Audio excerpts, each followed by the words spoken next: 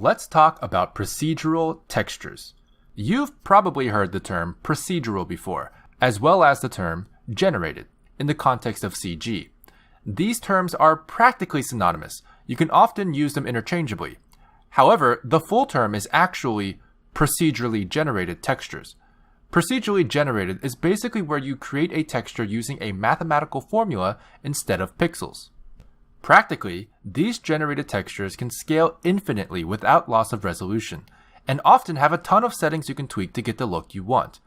It's also much more efficient when it comes to data and file size. There are several kinds of procedural textures to choose from. Let's go ahead and take a look at them by going to our shader editor's Add menu and looking through the Textures category.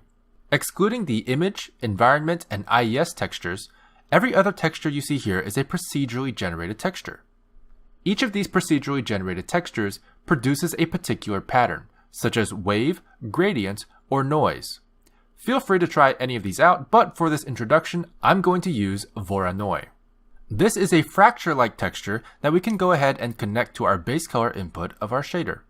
As you can see, this texture looks a bit like that underwater reflective pattern you get, caustics. There's a few settings for us to play around with in the node we just made, so let's do that.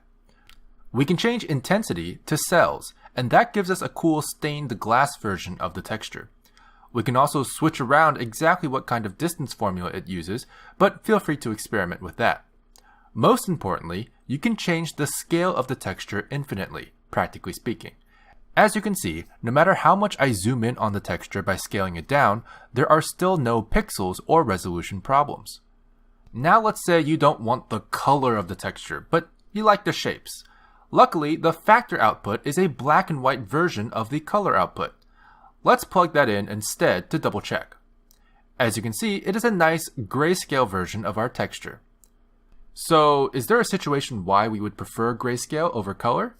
Well, grayscale, or factor, is typically great for a number of different kinds of maps, including roughness maps and transparency maps. Let's go ahead and try to plug this into the roughness value.